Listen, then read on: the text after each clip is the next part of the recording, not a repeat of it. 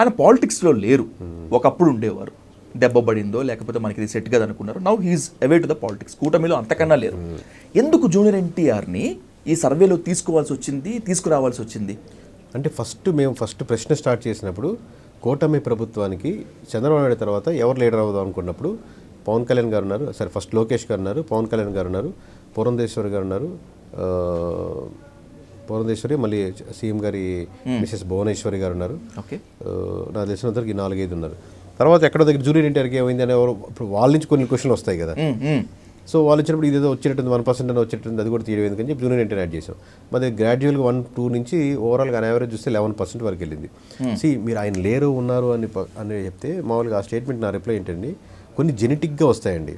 Okay, ఇప్పుడు మీ గొంతు ఉంది, మీ వాయిస్ ఉంది, ఎవరైనా మనం విజయ్ గారిలాగా మాట్లాడాలి, విజయ్ గారిలాగా గొంతులా అంటే ఎంతో కొంత అచీవ్ చేయొచ్చు. కానీ కంప్లీట్గా డిక్షన్ కానీ అది కొన్ని సంవత్సరాలు ప్రాక్టీస్ చేస్తే వచ్చింది. బై బర్త్ కూడా కొన్ని జెనెటిక్గా వస్తాయి. సో ఎన్టీఆర్ గారికి గ్రాస్ప్ చేసే విధానం కానీ లేకపోతే ఏ స్టేజ్ మీద ఎలా మాట్లాడాలని కానీ చాలామంది నచ్చని జూనియర్ ఎన్టీఆర్ ఉంటారు, లేదా జూనియర్ ఎన్టీఆర్ ఫ్యాన్స్ ఉండొచ్చు. కానీ జూనియర్ ఎన్టీఆర్ గారు మాట్లాడితే సరిగ్గా మాట్లాడబ్బా అనేస్తాడు సరిగ్గా అనేవాడు ఒక్కడున్నాడు. క్లారిటీగా తను చెప్పాలనుకున్న విషయాన్ని స్పష్టంగా సుస్పష్టంగా అది ఉంటుంది. సో మీరు చెప్పారు కాబట్టి 2009లో ప్రజారాజ్యం చిరంజీవి గారు అంత స్టేచర్లో పెద్ద క్యాండిడేట్లు ఎదురుగా ఉన్నా కానీ ఆయన మీద రెస్పెక్ట్ తగ్గించలేదు. డైరెక్ట్గా చిరంజీవిని కాంట్రవర్సీలోకి లేదు గట్టిగా అని చెప్పి అనలేదు, ఎప్పుడు కమెంట్ దుర్భాషలు ఆడలేదు. అలా అని చెప్పి టీడీపీ తరపున మాట్లాడకుండా ఉండలేదు. తర్వాత ఎలా చేశారు అనేది వేరే విషయం. దాంట్లో ఉన్నటువంటి పార్టీ ఇంటర్నల్గా ఫ్యాక్టర్స్ పక్కన పెడితే ఈజ్ ప్రూవ్డ్ దట్ పాలిటిక్స్కి ఇతను రైట్ పర్సన్ అని ప్రూవ్డ్. ఎంత పర్సెంట్ నమ్ముతారు ఎంత పర్సెంట్ నమ్మరు అనేది చాలా ఫ్యాక్టర్స్ మీద ఆధారపడతాయి, ఎలా మూవ్ అవుతారు అనేది.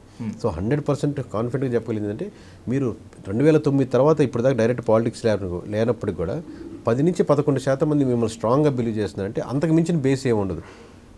అంటే ఏనాటికైనా టీడీపీ నుంచి సీఎం రేస్లో జూనియర్ ఎన్టీఆర్ ఉంటారు అనేటువంటిది మీకు ఖచ్చితమైన అభిప్రాయమా, లేకపోతే మీరు ప్రజల అభిప్రాయం తీసుకునేటప్పుడే జూనియర్ ఎన్టీఆర్ పేరు వాళ్ళే తీసుకువచ్చారా? వాళ్ళు తీసుకొచ్చింది. ఇప్పుడు మామూలుగా ఇప్పుడు ఆబ్వియస్గా జూనియర్ ఎన్టీఆర్ లేరు లిస్టులో. ఫస్ట్ 1% 2% వచ్చినప్పుడు మేము యాడ్ చేసాం. ఆబ్వియస్గా ఆప్షన్ కావాలంటే ఇప్పుడు మనకు చెక్ పెట్టాలంటే దాంట్లో ఆప్షన్ ఉండాలి కదా, టిక్ పెట్టాలంటే. సో ఆప్షన్ వాళ్ళు అంటున్నారు కాబట్టి యాడ్ చేసాం. అది 1% నుంచి 2% నుంచి అది 11% దాకా వెళ్ళింది. ఓకే.